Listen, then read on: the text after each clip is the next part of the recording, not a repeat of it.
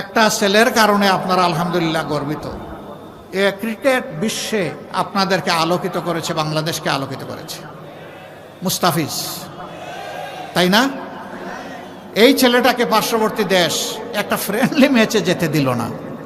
দেশের প্রতি, ক্রিকেটের প্রতি এটা চরম অপমান।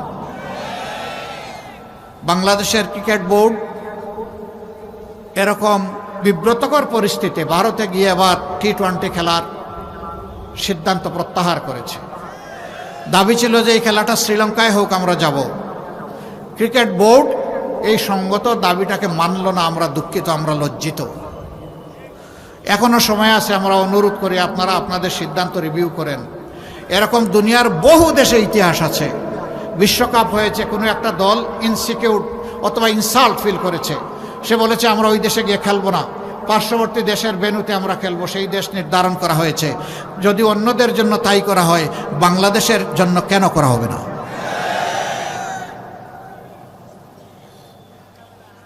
দেশপ্রেমের নজির এবং সাক্ষ্য আমাদেরকে সর্বত্রই রাখতে হবে ইনশাআল্লাহ। আমরা আমাদের প্রতিবেশীদেরকে বন্ধু এবং প্রতিবেশী হিসাবে দেখতে চাই।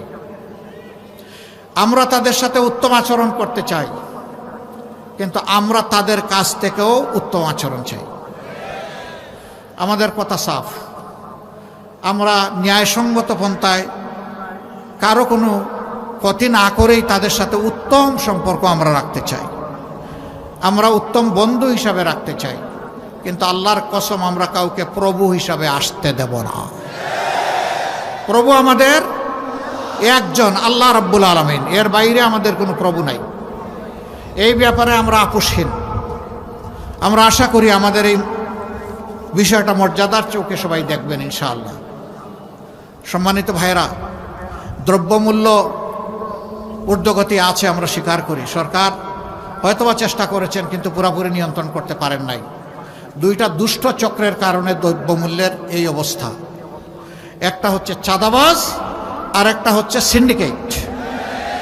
আমরা আপনাদেরকে কথা দিচ্ছি, আল্লাহ আমাদেরকে সুযোগ দিলে প্রথমে চাঁদাবাজের হাত শক্ত করে ধরে ফেলব, তারপরে সিন্ডিকেট ভেঙে চুরমার করে দেব।